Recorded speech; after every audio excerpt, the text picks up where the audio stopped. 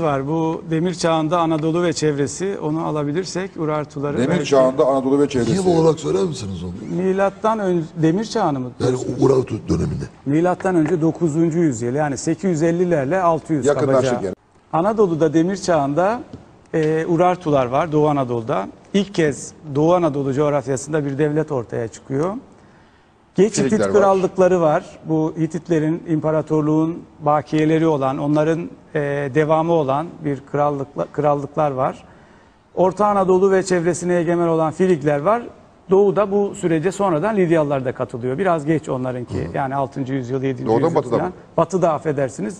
Batı Anadolu'da, Manisa civarında bu sürece katılan Lidyalılar var. Asur, Yeni Asur Krallığı, bu büyük tehcir programlarını uygulayan Asur Krallığı, Mezopotamya'nın egemeni. Fenike'de, Doğu Akdeniz kıyılarında da krallıklar var ama daha küçük krallıklar, ama ticaret dolayısıyla çok zengin. Şimdi Urartular birçok bakımdan bu uygarlıklardan farklı. Çünkü Mezopotamya'da devlet geleneği Sümerlere kadar gidiyor. Anadolu'da Hititler devlet geleneğini en azından ortaya koymuş bir krallık. Batı'da gene öyle, ama Doğu Anadolu'da hiçbir devlet yok Urartulardan önce. Yani 850 yıllarından önce yarı göçebe aşiretler var. Ondan öncesinde yani daha çok hayvancılıkla geçinen ve kurgan kültürleri, yani işte bu Orta Asya'da da var olan kurgan kültürleri olarak tanımladığımız toplumlar var. Bir anda 850 yıllarında bir devlet ortaya çıkıyor. Ve bu model olarak birçok bakımdan Asur'u örnek alıyor. Ondan uyarlıyor. Kim bunlar peki? Urartular 2. bin yıldaki Hurrilerin akrabaları olan bir toplum.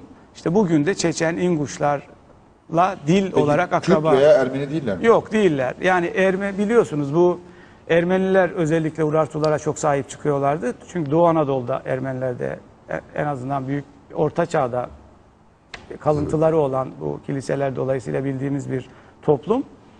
Ama diller çözülünce 19. yüzyıldan sonra 20. yüzyılın başlarında dilleri çözülünce hem ya Urartuların çivi yazılı belgeleri çözülünce bunun bir eklemeli dil olduğu anlaşıldı.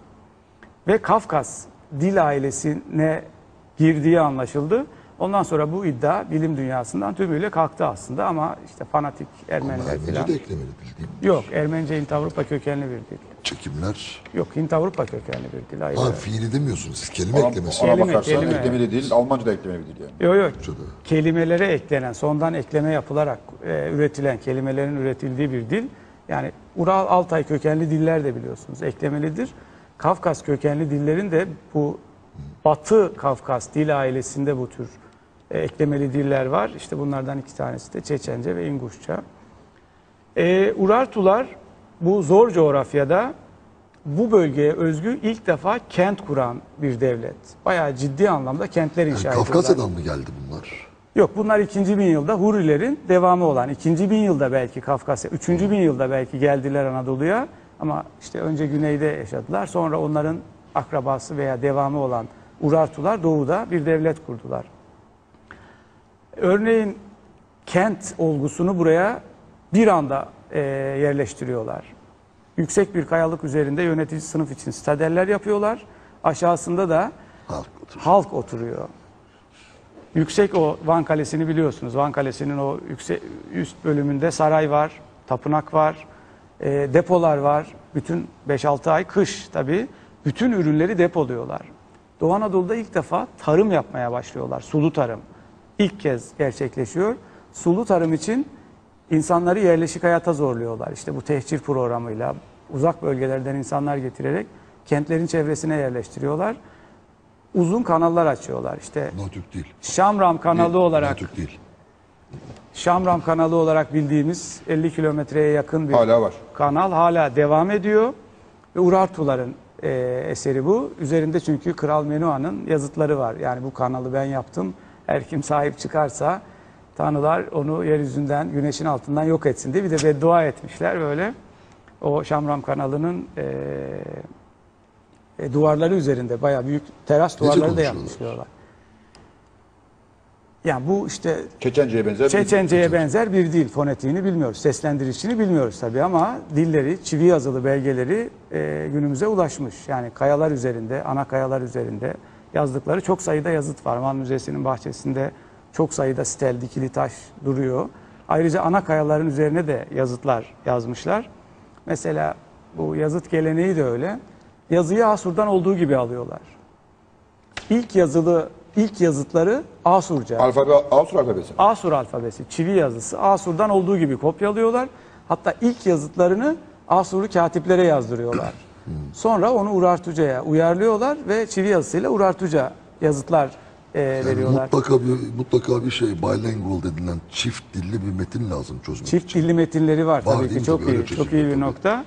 Asurca ve Urartuca olan çift dilli tabii. metinleri var ve oradan çözülüyor zaten. Kadeş falan da öyle çözülür. Tabii tabii öyle zaten, tabii evet. tabii. Türkçe'de evet. Yani çivi yazısı da biliyorsunuz öyle üç dilli yazıtlardan, o Bisutun denilen İran'daki ve Hiştun yakınlarındaki yazıtlardan çözülüyor. Çok haklı çok iyi bir nokta. 2 dilli, 3 dilli yazıtlardan ancak çözülüyor. İşte Rosetta taşından Grekçe ile şeyi Evet çözdüler evet sonra. yani. Evet. Zincirleme zaten bunlar. Bir dili çözünce o dil başka bir dille birlikte kullanılıyor. Oradan ötekini çözüyorlar ve zincirleme olarak ya Urartuca'nın çözümü de bu böyle başlıyor. Bilingual şeyler. Çift Bilingual, dilli. evet, çift dilli yazıtlardan başlıyor. Sonra Urartuların belki en büyük başarılarından bir tanesi, çok düzenli bir ordu kuruyorlar ve zor coğrafyada bütün Doğu Anadolu'ya egemenler, Kuzeybatı İran'a, Urmiye Havzası'na egemenler, kuzeyde de Sevan Gölü Havzası'na, bugünkü Aras Vadisi'ne egemenler. Bütün bu coğrafyada tarım alanlarında büyük kentler kuruyorlar. Aşiretleri de bu sisteme dahil ediyorlar. Yani yarı göçebe olan bütün aşiretler devlet egemenliğine alınıyor. Onlara yerel beylikler veriyorlar ve kendi alanlarını denetleme hakkı veriyorlar. Ve Bizim böylece şey sisteme yaptığımız. katıyorlar. Ama o yerel beyler de Urartu devletinin yaptığı gibi büyük kaleler, işte kaya mezarları inşa ediyor, Osmanlı kralları gibi. gibi. Kürt beylikleri. Peki bunlar Kürt mü? Değil. Değil, hiç alakası yok bu dönemde. Kim Medler mi kim Medler? Medler Yeni Asur Krallığı döneminde, yani milattan önce 8. yüzyıl, 9. yüzyılda ilk defa adlarını gördüğümüz Urartu döneminde de var olan İran'da yaşayan bir toplum. Hint-Avrupa kökenli bir toplum. Kürtler onlar mı? Yok, Kürtler yani İranlıların en yakın, yani Farsça, Kürtçe olarak bildiğimiz, eğer filolojik yani konuştukları dil üzerinden bir akrabalık kurmak yani gerekirse Farsçanın batı kolu olarak değerlendiriliyor. Kürtçe. Kürtçe, evet. Peki Ermeniler nerede o zaman? Ve iyi bir soru. Ermeniler yani Kafkasya'ya gittiler. Anadolu'dan çekildiler. Kafkasya'ya gittiler. Kafkasya'da. Ne zaman çekildiler? Yani ama bu süreci biliyorsunuz. Bu çok daha sonraki süreçlerde. Yani eski çağda değil bu. Yani eski çağda Anadolu. Yani Urartular geldiği vakit Ermeni yok mu? Ermeni yok. Ermeni adı yok. İlk defa Pers döneminde, yani Urartulardan sonra, Urartular ortadan kalkıyor.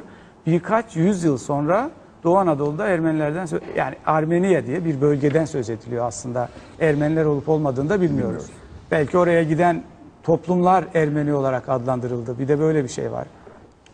Çünkü Ermeniler kendilerine başka isimler veriyor. Kürtler nerede bu arada? Vallahi eski çağda, yani benim bilgim dahilinde yani Kürt adıyla bir toplum yok ama Kürtler şimdi Medleriz falan diyorlar. ya bu Yani bağlamak serbest diyorsunuz. bağlamak serbest tabii.